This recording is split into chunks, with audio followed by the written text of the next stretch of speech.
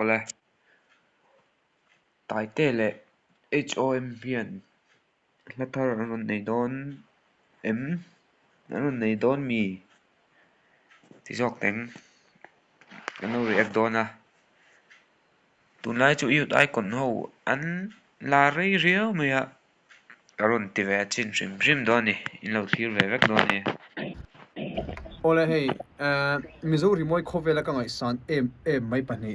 ne ka du em mai zo thanale homa home chu ka hria ani de kan zai ho don ni hai lo re kamur chuai chuai ti na yan mo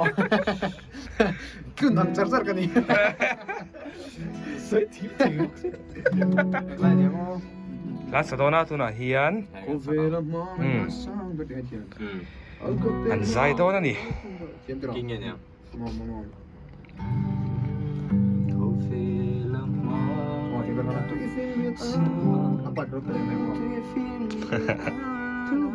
part pe khan nuam ti lak lot lắm zo thana hi best new artist ne khani e a thua in thelo mai ni kha a ding na siat mai mo lak ni best male artist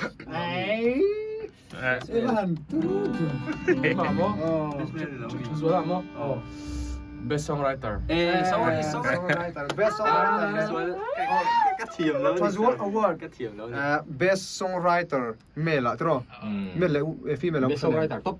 best songwriter top best songwriter le best new artist các bạn sẵn sàng về lâu rốt bùi lé mày em tính cái chuyện lộ thầy thì ha thì tên lộ anh dễ lòng lẹ yêu thương sai còn yêu tai còn yêu tai còn là ông chun bố tôi mà bố ôm lâu lâu mi ôm na bố tôi mà bố ôm lâu rồi mà sẽ lyrics thật tiếng mỹ đâu kalau sih dia memang agape rispa bang cái gì Ophelia mangai na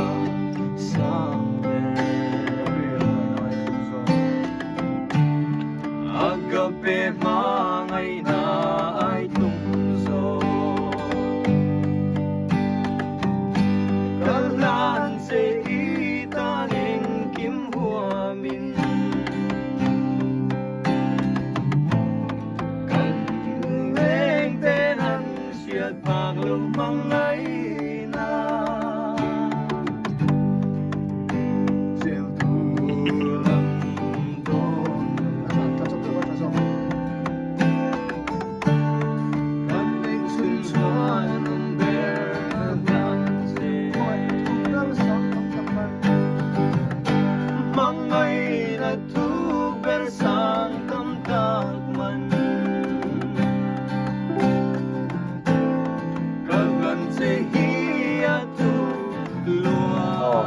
lẽ nó kim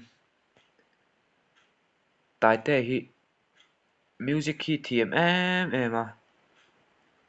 yêu tai còn nị bôi à phu cái gì cái chôn mò à phu cái gì tắc tắc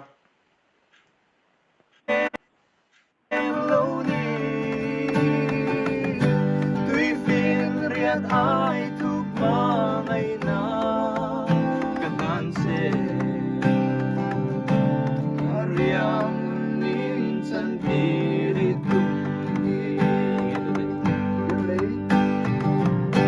bia lấy thua riêng tất cả san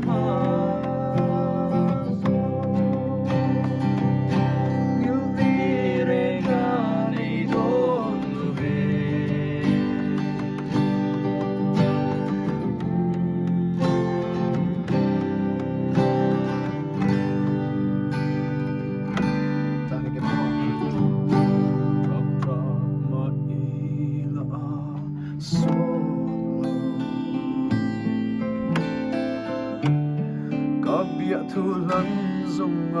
tham ralta đâm lại phim hun mô ca trang bèo tu tình world teu có chân hi don teu wow avan moi ve khlai kha oh tuna tan chuan kha ti zong kha ni phot sela